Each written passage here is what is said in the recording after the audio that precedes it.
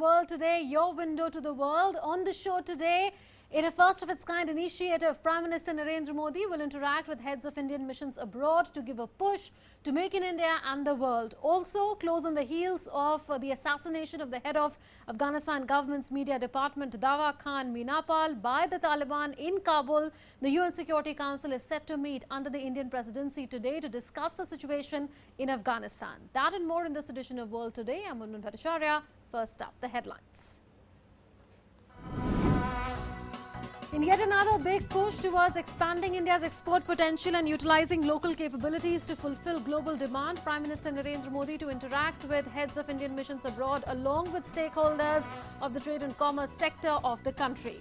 The event is set to mark a clarion call by the Prime Minister for local goes global, make in India for the world.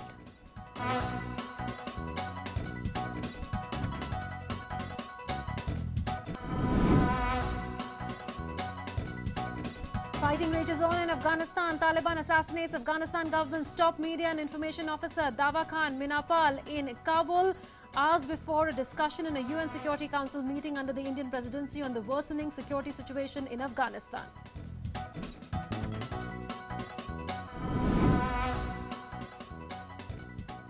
India and China agree on disengagement in the area of Gogra after the 12th round of talks between corps commanders. Both sides seize forward deployments, coordinated and verified manner.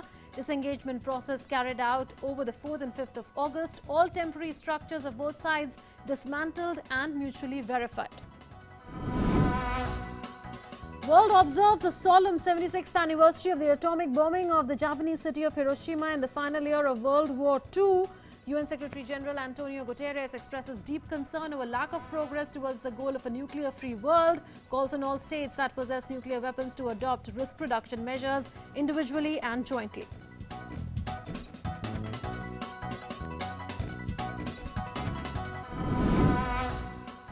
Olympic sprinter Kristina Simanouskaya defection saga refuses to subside. International Olympic Council cracks the whip. Games accreditation revoked of 2 Belarus Olympic officials involved in attempting to send the sprinter home from the Tokyo Olympics, both removed from the athletes' village in Tokyo. World continues to battle the Delta variant of COVID-19. Highly contagious virus forces extended lockdowns and stringent measures in the US and Australia as cases spike despite restrictions. Delta variant ravages Florida and other states with lower vaccination rates. Experts call for increasing the pace of vaccinations to combat the surge.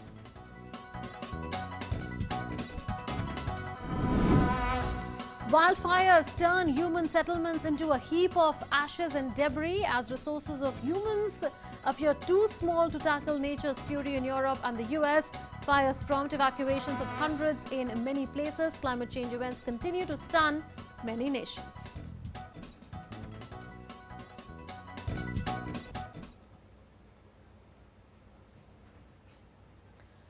Let's begin now with the big news.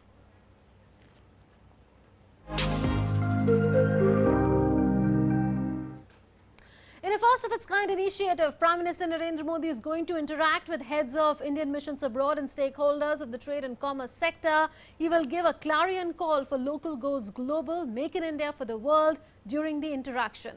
Prime Minister Narendra Modi will interact with heads of Indian missions abroad along with stakeholders of the trade and commerce sector of the country via video conferencing in a short while. The event will make a clarion call by the Prime Minister for local goes global, make in India for the world. Exports have a huge employment generation potential, especially for MSMEs and high labor-intensive sectors, with a cascading effect on the manufacturing sector and the overall economy. The purpose of the interaction is to provide a focused thrust to leverage and expand India's exports and its share in global trade. The interaction aims to energize all stakeholders towards expanding our export potential and utilizing the local capabilities to fulfill the global demand. Union Commerce Minister and External Affairs Minister will also be present during the interaction. The interaction will also witness participation of secretaries of more than 20 departments, state government officials, members of export promotion councils and chambers of commerce. So we are counting down to this meeting that Prime Minister Narendra Modi is likely to have with the heads of Indian missions abroad, as well as representatives of the commerce and trade sector. The focus is on ensuring that India's share in global trade increases from what it is now. Make in India has been a key focus of the government. Prime Minister Narendra Modi has been continuously urging investors the world over to invest in India, where there is low-cost manpower and the manpower is skilled at the same time.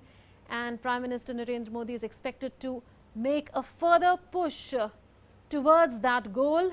And remember, this is expected to have dividends in the form of employment generation at home as well, especially in the MSME sector as well as in other labor-intensive sectors. I understand that our correspondent Arun is with us. Arun, is this expected to give a big push to India's export sectors and further invite global investors to invest in India, make in India for the world?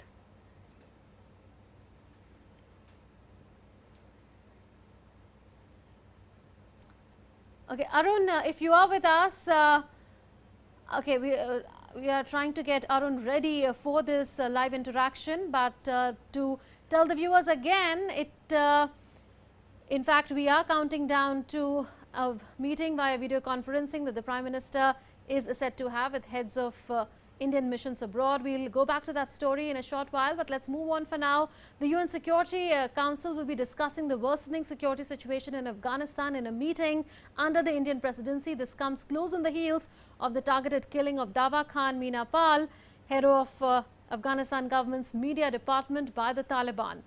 Chairman of the High Council for National Reconciliation, Abdullah condoled the death, saying, "Killing, violence and bloodshed is not the way forward to resolve our crisis." Amid fears of a possibility of Taliban gaining control of Afghanistan and its spillover effect in Central Asia, Russian and Uzbek special forces are carrying out joint exercises in Uzbekistan. Here's a report. The world is on the edge as the fighting rages in Afghanistan. Nations are terrified about the possibility of a devastating civil war in the landlocked nation and its spillover effect on the immediate neighborhood. It is during these extremely tense and dramatic moments that the United Nations Security Council will discuss the evolving situation on Afghanistan under Indian presidency. India is the president of the council this month and decides the agenda of the body. You are all well aware of our close relationship with Afghanistan. Our relationship is broad-based and it covers various aspects, including a strong development partnership component. We are also strategic partners, and our relationship is of course guided by the strategic partnership agreement that both countries signed in 2011. India has been supporting the government and people of Afghanistan in realizing their aspirations for a peaceful, democratic and prosperous future, where the interests of all sections of Afghan society, including women and minorities, are protected. We are closely monitoring the evolving security situation in Afghanistan, and we continue to call for an immediate and comprehensive ceasefire. We also, of course, support an Afghan-led, Afghan-owned and Afghan-controlled peace process. As regards the UN Security Council, the issue of Afghanistan will be deliberated there tomorrow, August 6th. You would have seen the press statement that was issued by the UN Security Council on August 3rd on the escalating violence in Afghanistan, and which actually echoes much of what we have been saying about Afghanistan. During tomorrow's debate, we will share our vision and perspectives on Afghanistan, and we look forward to productive deliberations on this important issue. Indian envoy to the United Nations, T.S. Tirumurti, tweeted that the meeting will discuss and take stock of the situation in Afghanistan. This development follows a request by the Afghan Foreign Minister Hanif Atmar. He requested External Affairs Minister Dr. S. Jaishankar to hold a special meeting of the Council on the situation in Afghanistan. India will share its vision and perspectives during the meeting. And why is this discussion so important becomes clear from recent developments in Afghanistan. A car bomb blast followed by sporadic gunfire announced the arrival of the intense war in Afghanistan to its capital Kabul on Tuesday. The explosions' echo, however, have reverberated way beyond the confines of the fortified city of Kabul. That perhaps also explains these visuals. Special forces of Russia and Uzbekistan taking part in joint exercises amid fears in both countries that a worsening security situation in Afghanistan could spill over into Central Asia. The separate drills involved Russian, Tajik and Uzbek forces. Earlier, troops from Russia and Uzbekistan also took part in a joint combat training in Uzbekistan. On the other hand, the world is concerned about the humanitarian crisis that is sweeping many parts of the nation. The United Nations said that it is deeply concerned about safety and protection of tens of thousands of people in Afghanistan's Lakshar-Gah, who could be trapped by heavy fighting between the Afghan government forces and the Taliban. Fighting has been particularly heavy around the city of Herat, near the western border with Iran, and Lakshar-Gah and Kandahar in the south. Our humanitarian colleagues also tell us that in Helmand and Kandahar, there are reported increased civilian casualties, destruction or damage to civilian houses, as well as to critical infrastructure, including hospitals. The Taliban have stepped up their campaign to defeat the US-backed government since April as foreign forces complete their withdrawal after 20 years of war. World Today Desk, DD India. And now to discuss what one can expect from the UNSC meeting under India's presidency on the situation in Afghanistan, we are joined by Dileep Sinha, former ambassador. Welcome, Mr. Sinha, to World Today. Is the focus of this meeting likely to be on getting Taliban to halt its offensive in Afghanistan and also the atrocities that it is committing on the people of Afghanistan? Well, yes, that is what our focus should be on. As the spokesman himself said, we want a comprehensive ceasefire to take place. So I think what we should do now is, as President of the Security Council, we should move towards a resolution to be adopted by the Security Council, calling for a ceasefire by all parties, and to allow access to international humanitarian agencies to provide relief to the civilians who are caught up in this crossfire. These are the two things that the Security Council has been doing in the past in various other areas of conflict. Now, the Security Council's record in dealing with international conflicts is not very inspiring, but we as President of the Security Council and as a neighbor of Afghanistan must try and move the Security Council towards this kind of action so that at least the Security Council does its little to try and salvage the situation. The international community has so far been extremely negligent in not tackling the problem of Taliban from Pakistan, where they had made their bases after the invasion after the removal from power in Kabul. In fact, some countries have been conniving with the Taliban, some even supporting it. But Taliban are the problem in Afghanistan, and as the various agencies of the UN have said, they are creating a humanitarian catastrophe in that country. Now, the Security Council must step in here. Right. Do you also expect the stalled peace talks to be taken up? Well, that would be the natural corollary to the resolution, that once a ceasefire has been accepted by both sides, then they sit down and start talks. Because the ceasefire is really the first step towards any political dialogue to take place to try and resolve the matter politically. But certainly a ceasefire and humanitarian assistance to the civilians is an essential first step to resolving this problem. Right, and the Afghan government has also talked about collusion between Taliban and Pakistan-based terror outfits like the Lashkar-e-Taiba. So Pakistan continues to do what it does best in the region, isn't it? Absolutely. Pakistan has been sheltering the Taliban. It was sheltering the Al-Qaeda leaders. Remember, Osama bin Laden was hiding in a garrison town of Pakistan. Several Al-Qaeda leaders were found in various towns and safe houses in Pakistan. So Pakistan's role in this whole process has been to give safe haven to the Taliban and Al-Qaeda, and of course its various other terrorist organizations like the LAT and the others that you've just mentioned. They also collaborate with the Taliban, apart from, of course, its intelligence agency, the ISI, which is the overall controller of all these organizations. So this is what the international community must understand, and this is the message that we must carry across to the Security Council, that it is not enough for countries like Russia and Uzbekistan to hold special forces exercises in their territory. They can protect their territory, but the question today is how to protect the people of Afghanistan from this invasion of the Taliban. Absolutely. Where do you think things are headed from here? Because a representative of the Afghan government has said that Taliban has violated the commitment it had made in an agreement with the US in 2020 by the use of violence and force and by the atrocities that it is committing. It is asking for the intervention of the UN and the international community. The Taliban says we don't care about any agreement. The US has not kept its part of the bargain. Why should we? So considering the situation that is unfolding in Afghanistan and the peace talks that are stalled in Qatar, where do you think we are headed? Well, the Security Council's problem is that it doesn't have any force of its own. So it can only call upon member states to take necessary action. But the Security Council can certainly, if it finds that its resolutions are being ignored by the Taliban, its calls for a ceasefire are being ignored, then it can resort to imposing sanctions. And these are extremely important because at least these will deter or impose some kind of a cost on Pakistan for supporting the Taliban.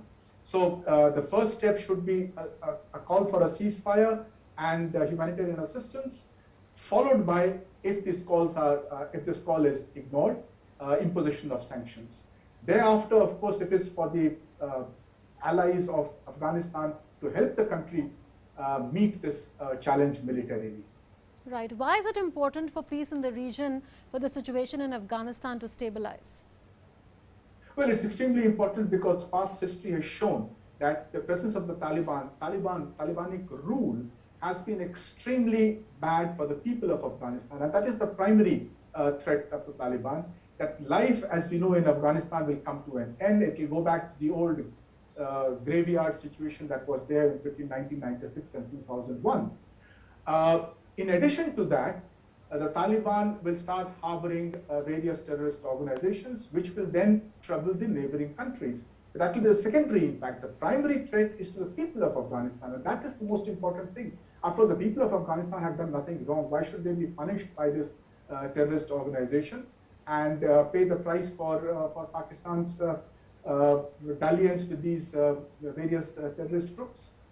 Absolutely. In fact, there is a widespread concern internationally over the atrocities that the Afghans are facing at the hands of the Taliban. But if we look at the various countries in this region, what do you think would be the strategic calculus at this point in time? India has invested billions of dollars in reconstruction activities, development activities in Afghanistan. There is violence that is taking place along the Iran and Afghanistan border as well.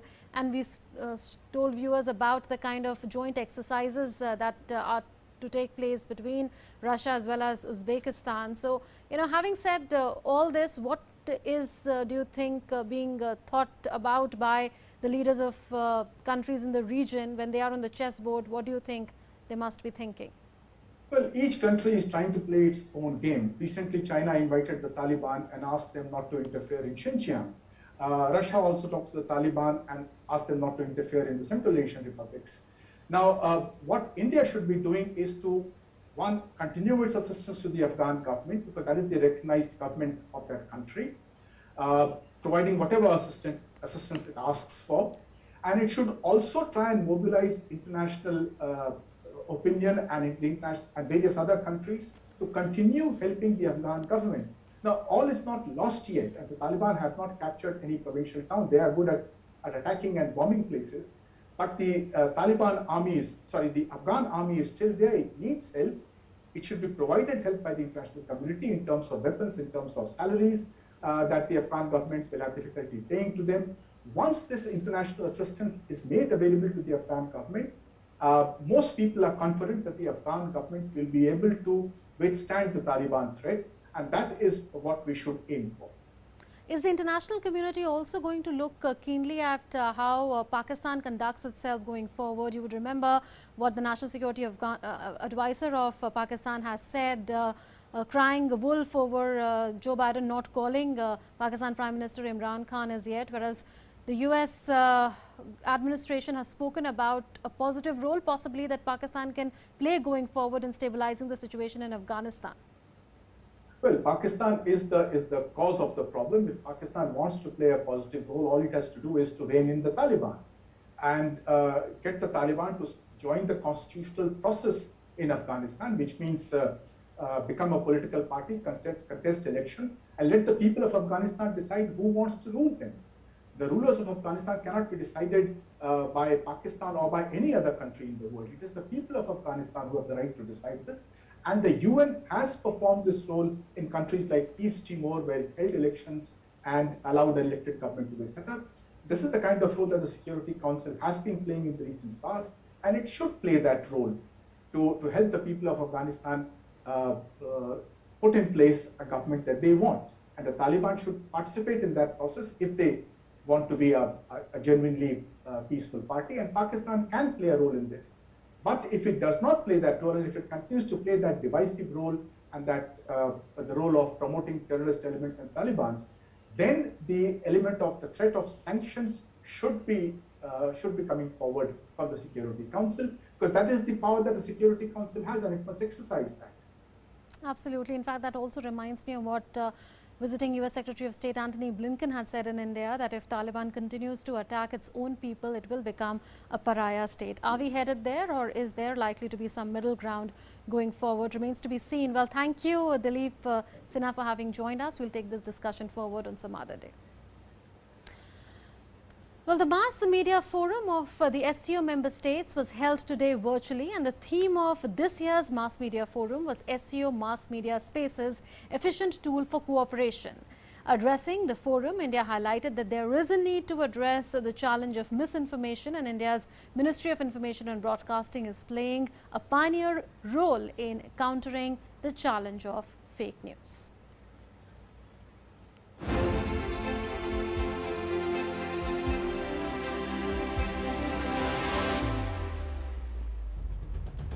Third Mass Media Forum of Shanghai Cooperation Organization member countries was held on Friday. SCO has consistently stood for mutual trust, mutual benefit, equality, cultural diversity, and a desire for common development. Theme for this year's Mass Media Forum of the SCO countries is SCO Media Spaces, Efficient Tool for Cooperation. At the SCO Forum, India said SCO has become a model of efficient collaboration focusing on economic development. There is an urgent need to establish common templates of communication interface, and India can contribute to that.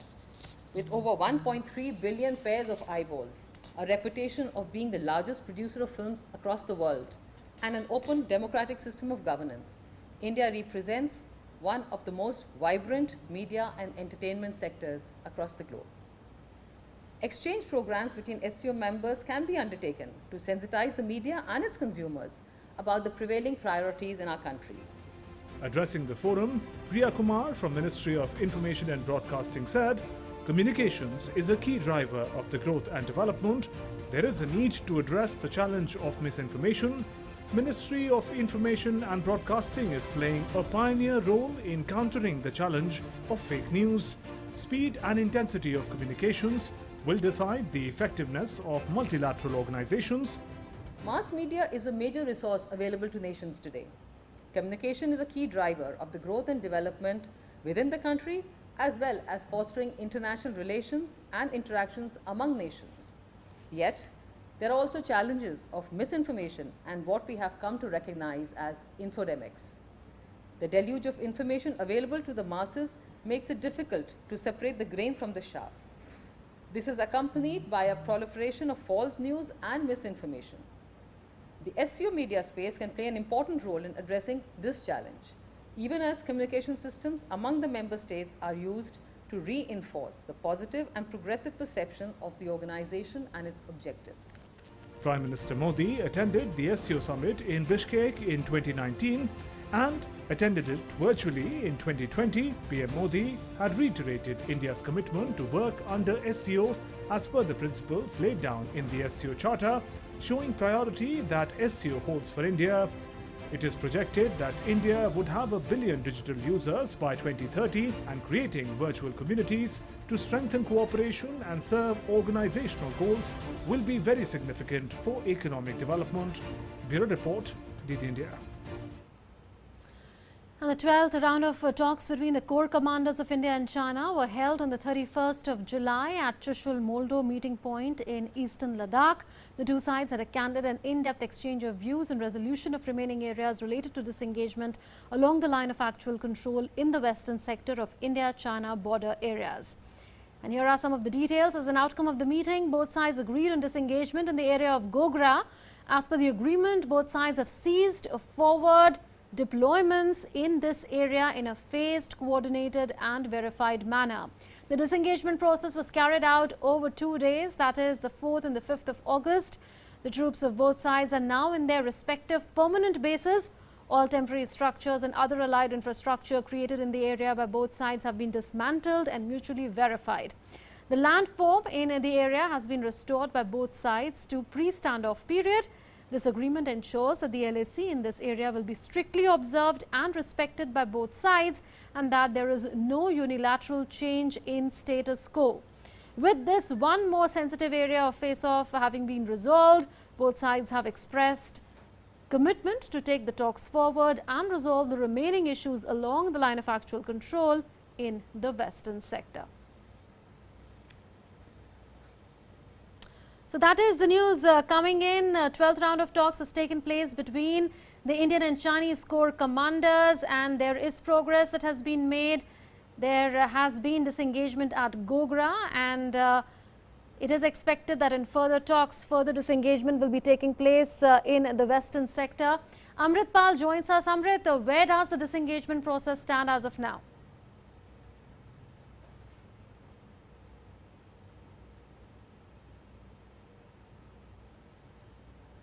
Amrit, if you can hear me, I was asking you, what's the status of the disengagement process as of now?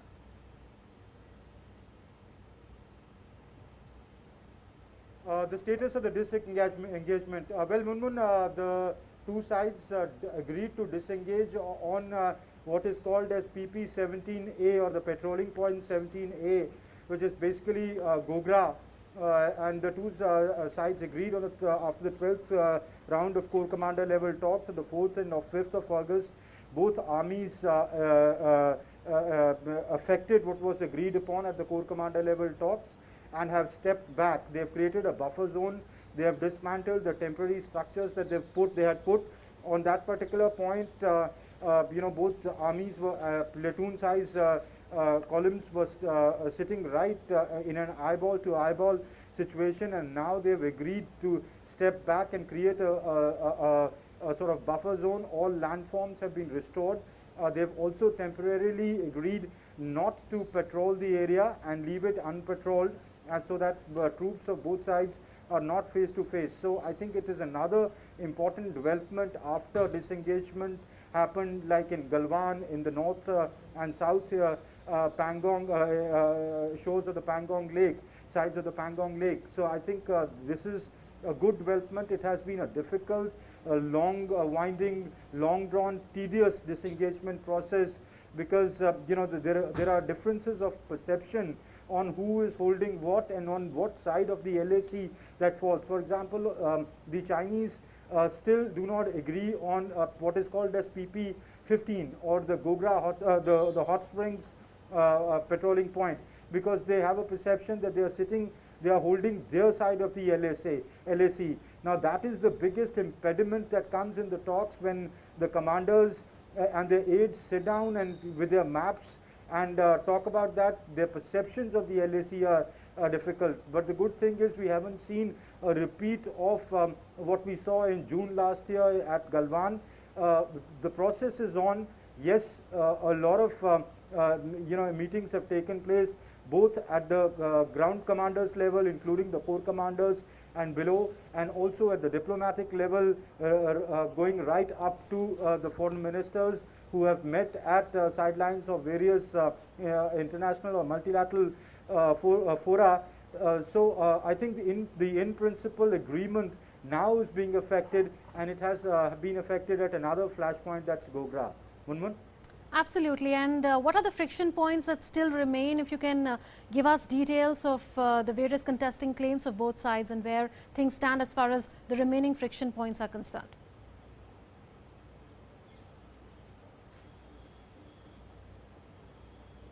Munman, I can't hear you at all. Okay, Amrit, I was asking you, what are the remaining friction points? You'd referred to hot spring earlier. What are the remaining friction points?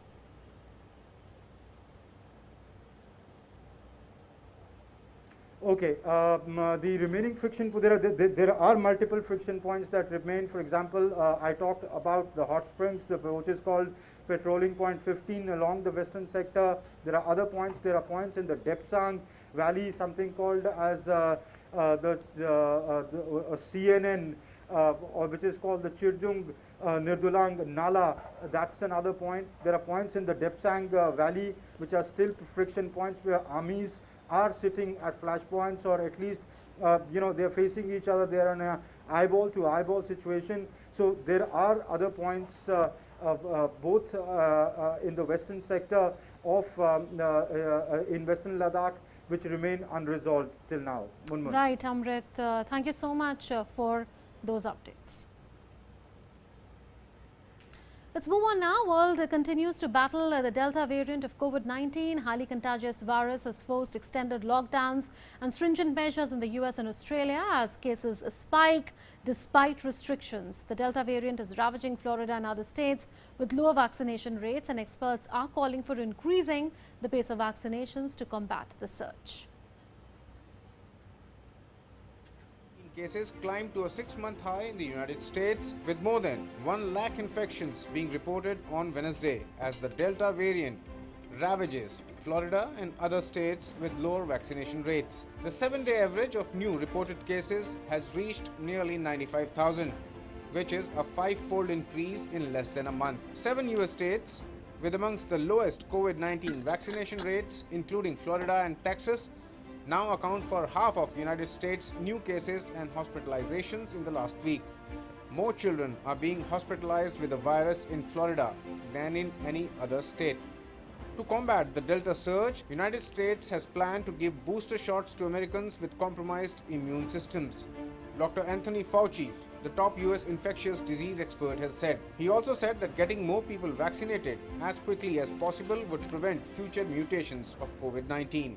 There is a very, very long-standing tenet in virology that viruses cannot mutate unless they replicate.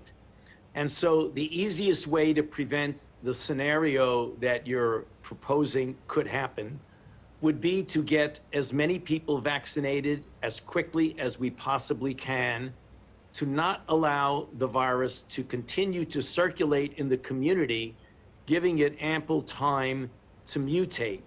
The United States is joining Germany, France and Israel in giving booster shots, despite a plea by the World Health Organization to hold off until more people around the world can get their first shot.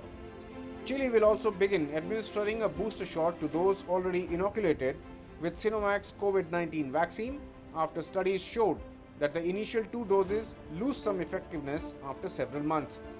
The Delta variant continues to wreak havoc worldwide. Over 60% of Australia's 2.5 crore citizens were in hard lockdowns on Friday as Australia battled to contain the latest surges of COVID-19 Delta strain, including in the country's 3 largest cities, Melbourne, Sydney and Brisbane. Victoria has entered its 6th lockdown since the pandemic began on Thursday night, triggering an anti-lockdown protest in the state capital of Melbourne. Please support one another. Please support those who are doing the hard yards of making difficult decisions, to having to isolate, to sit at home with the kids and to go through that isolation period. Please support those around you, look out for them, and let's get through this together over the next few days. Meanwhile, as Tokyo Olympics organizers on Friday reported 29 new games-related COVID-19 cases, though no athlete was involved, Japan has extended its COVID-19 emergency curbs to cover more than 70% of its population. Neighboring country of South Korea has also decided to extend its social distancing curbs by 2 weeks as the government contends with outbreaks nationwide and more people fall severely ill. World Today Desk, DD India.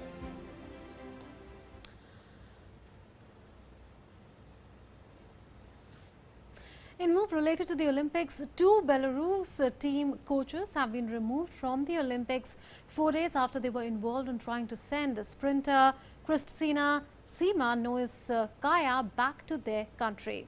The International Olympic Committee said on Friday that it has cancelled and removed the credentials of Artur Šimak and Yuri Maisevic. Šimak and Maisevic continue to have contact with Belarusian athletes since Sunday after the IOC linked them to taking the athlete in a car to the airport to put her on a plane to Belarus. Here's more. Olympic sprinter Kristina Simonskaya defection saga refuses to subside after the athlete accused the Belarus officials in Tokyo of threatening her and trying to forcibly send her back to Belarus. The IOC has cracked the whip.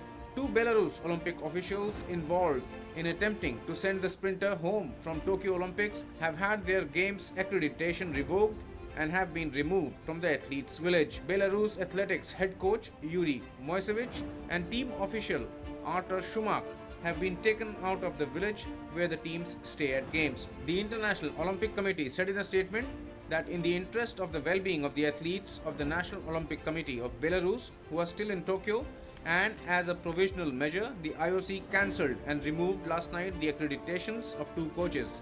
The IOC launched disciplinary proceedings against the officials 2 days ago over their role in the athletes' refusal to return to Belarus.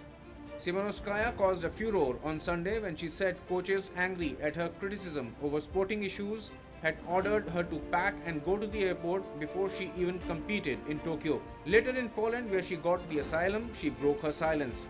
She revealed that it was her grandmother who warned her that she might be sent to a mental asylum upon her return to Belarus. She revealed that she was already in the car being sent to the airport when she decided to defect. When I pick up my clothes and go to the car, my grandmother, she called me and she said, you can't come back to home because on the TV they say a lot of bad words about you, that you have some mental problems. Poland has granted Simonskaya and her husband humanitarian visas. Bureau Report, World Today Desk, DD India. Well, wildfires are returning many places, including urban settlements in different continents, into a heap of ashes and debris as resources of humans appear too small to tackle the nature's fury. The wildfires have prompted evacuations in many places, forcing perfectly settled communities to seek shelter elsewhere, and has stretched resources and willpower of many nations to the hilt.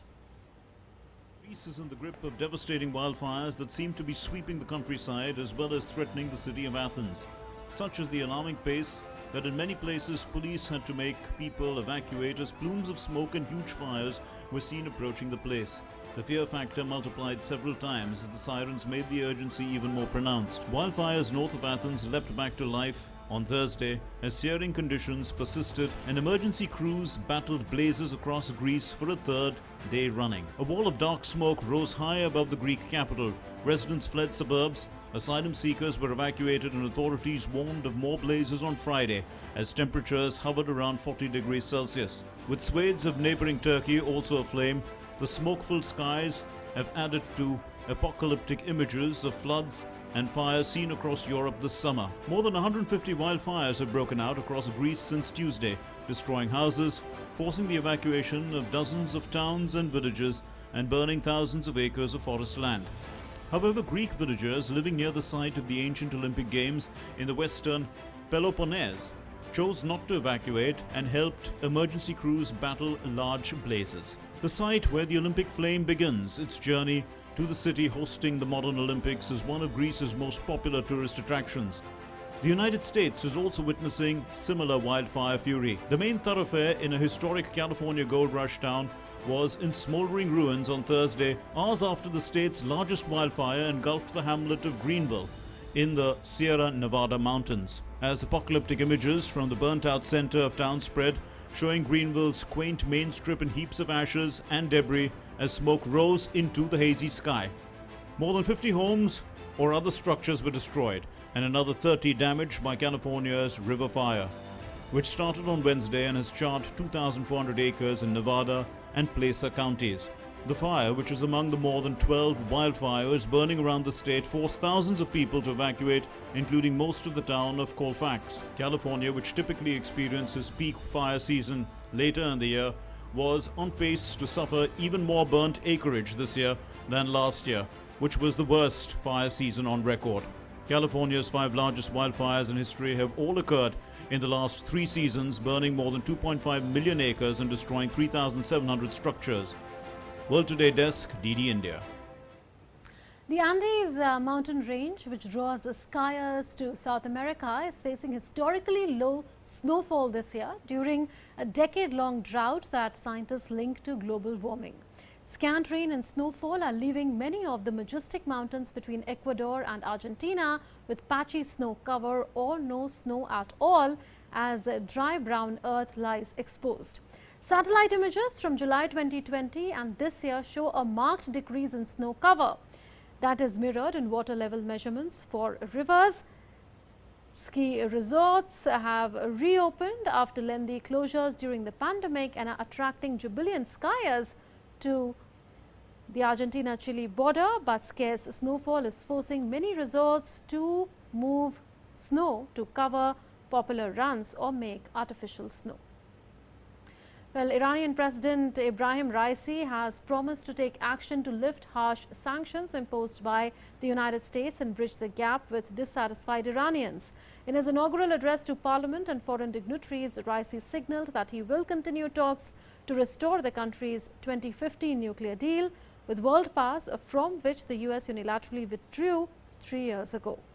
A 6th round of negotiations with deal signatories in the Austrian capital ended in June, after which Iran signaled that talks can only continue after Raisi assumes office this week. August 6, 2021, that is today, is being observed solemnly as Hiroshima Day around the world. It is the 76th anniversary of the atomic bombing of the Japanese city in the final year of World War II. On this day in 1945, the United States dropped the first deployed nuclear bomb in the city of Hiroshima. There was atomic bombing of Nagasaki 3 days later, which later forced the Japanese to surrender. The cost of surrender was the only recorded use of nuclear weapons in armed conflict. The United States justified the use of Hiroshima bombings, adding that the Allied forces continued to struggle against Japan even after Germany's surrender in World War II. It believed that earlier surrender would save millions of World War casualties. 2 atomic bombs were dropped. The first one, called the Little Boy, was dropped in the city of Hiroshima on the 6th of August, while the second one, called the Fat Man, was dropped in Nagasaki on the 9th of August. Japan remains the only country that has suffered the nuclear devastation in the war. Meanwhile, in a recorded message to the Hiroshima Peace Memorial, UN Chief Antonio Guterres paid tribute to the victims and survivors of the atomic bombing of Hiroshima and expressed his deep concern by the lack of progress towards the goal of a nuclear-free world. He called on all states that possess nuclear weapons to adopt risk reduction measures individually and jointly, reiterating that we can never take the norm against the use of nuclear weapons for granted. On this day, 76 years ago, a single nuclear weapon brought unimaginable suffering to the people of this city, killing tens of thousands of people instantly, tens of thousands in its aftermath, and many more in the following years. Hiroshima is defined not only by the tragedy unleashed on it. The unparalleled advocacy of its survivors, the Hibakusha, is a testament to the resilience of the human spirit. They have dedicated their lives to sharing their experiences and campaigning to make sure no one else suffers their fate. The United Nations shared the Hibakusha's vision of a world without nuclear weapons. This was the subject of the first ever General Assembly resolution, passed just 5 months after the bombing of Hiroshima and the Treaty on the Prohibition of Nuclear Weapons, which entered into force on 22 January this year. US President Joe Biden has offered temporary safe haven to Hong Kong residents in the United States. Biden directed the Department of Homeland Security to implement a deferral of removal for up to 18 months for Hong Kong residents currently in the United States, citing compelling foreign policy reasons. The White House said the move made clear the United States will not stand idly by as China breaks its promises to Hong Kong and to the international community. The US government in July applied more sanctions on Chinese officials in Hong Kong and warned companies of risks of operating under a national security law China implemented last year to criminalize what it considers subversion, secessionism, terrorism or collusion with foreign forces. US President Joe Biden has signed an act to award 4 congressional gold medals to the United States Capitol Police and those who protected the US Capitol during the January 6 riots. The event at the White House Rose Garden was also attended by Vice President Kamala Harris as well as law enforcement officials, their families and congressional dignitaries. The Congressional Gold Medal is the US Congress's highest expression of national appreciation for distinguished achievements and contributions by individuals or institutions. More than 535 people have been charged with taking part in the violence when supporters of the then President Trump stormed the Capitol in an attempt to stop Congress from certifying Democratic President Joe Biden's election victory. And in more sports news, Barcelona's and probably the world's greatest among the current generation, Lionel Messi, will not continue with the Catalan club due to financial issues as imposed by the La Liga. Now that the question is no longer valid if Messi will stay back, his future move has generated more queries amongst the fans and opponents. In a bombshell development, Barcelona announced on Thursday that superstar and 6-time Ballon d'Or winner Lionel Messi would leave the club after 18 years. The Catalan side said that financial regulations imposed by La Liga would prevent them from retaining the highest ever goal scorer, which begs the question, what next for Messi? When Messi asked to leave Barca in summer 2020, he was expected to link up with former coach Pep Guardiola in Manchester. However, with City looking like they have moved on and reports linking them with Tottenham Hotspur striker Harry Kane, this avenue seems closed to the Argentine. The Abu Dhabi-controlled owners of City have deep pockets though and might see this as an opportunity that's too good to miss. Perhaps the most likely move abroad. One of the few clubs in world football that could afford his wages. PSG have been linked with moves for Messi ever since they were taken over by the Qatari Sports Investments in 2011. With fellow countryman Mauricio Pochettino at the helm, former teammate and close friend Neymar and the electric Kylian Mbappe as potential strike partners, Messi might well prove the missing piece in the jigsaw in their quest to finally win the Champions League. Some observers believe this announcement to be a major calling of La Liga's bluff from Barca. They say the best player in the world will leave the league because of league-imposed constraints in a bid to get La Liga to loosen their financial fair play regulations to allow him to stay. Whatever the outcome, it allows them to absolve themselves of responsibility in their fans' eyes over the whole situation. Messi had tried to leave Barcelona in August 2020, making a formal request for an exit after a breakdown in his relationship with the then president Josep Maria Bartomeu. But successor Joan Laporta, who presided over Argentine's rise to greatness, convinced him to stay. Messi, who joined Barca's youth setup aged 13, is the club's all-time top scorer and appearance maker with 672 goals in 778 games in all competitions. World Today Desk, Kadidi, India. And now news that makes news but not headlines in Beyond Headlines.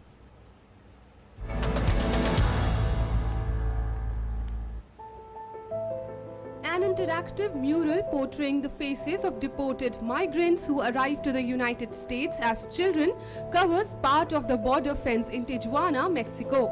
The Playas de Tijuana mural project tells the stories of 15 people who were brought to the United States by their parents as children. Spectators can read their migration stories by using a QR code placed next to the different portraits. Liz Cruz, the first-generation Mexican-American artist behind the mural, said she wanted to focus on people who could not get deferred action for childhood arrival status and were deported back to Mexico. Cruz took 3 years to complete this project. One of the most iconic weapons of the American Wild West goes up for auction this month with the sale of the gun that killed 19th century outlaw Billy the Kid. Sheriff Pat Garrett's Colt single-action revolver is expected to fetch between $2 million to $3 million at the auction. Garrett used the firearm to take down gunfighter Billy the Kid in 1881 after months-long pursuit. Home at last. Taking her sweet time, a sea turtle crawled slowly back to the sea after months of recovering from an injury. Fishermen found Stitch, a loggerhead sea turtle, off Israel's coast in December with a fishing hook lodged in her mouth that had caused her lungs to fill up with water. After months of rehabilitation at Israel's Sea Turtle Rescue Center, Stitch was released back to the Mediterranean Sea on a sandy beach in Palmahim National Park. Dozens of people gathered to watch, clapping and cheering as she strode towards the water.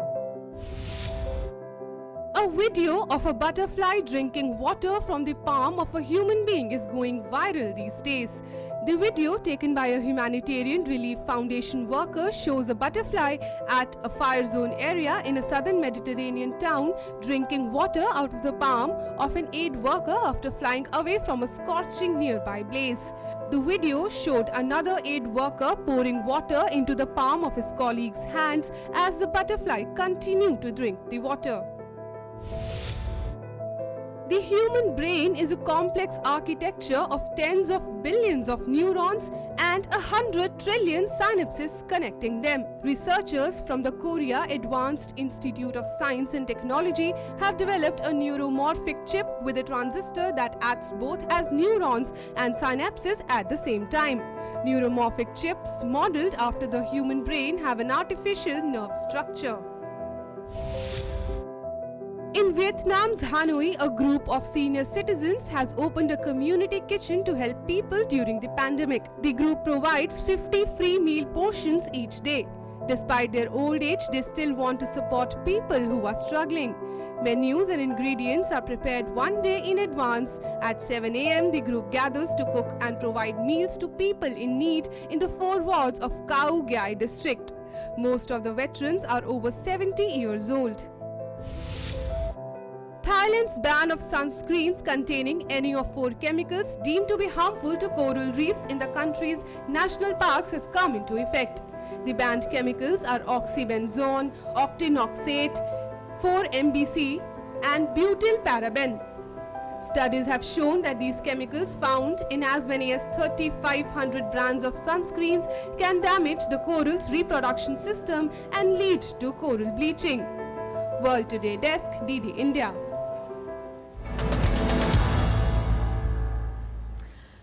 A look now at events that unfolded on this day in history.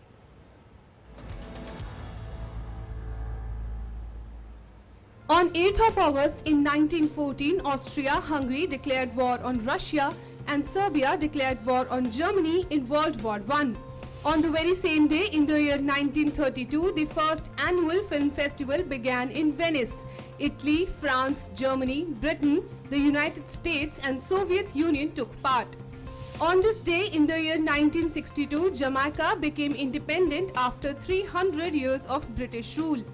On the same day, in 1996, US scientists said they had found evidence of ancient life on Mars in remnants of a meteoroid discovered in Antarctica.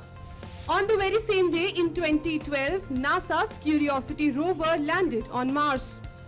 On this day in 2016, players took part in the world's first Pokemon Go competition in Hong Kong. World Today Desk, DD India.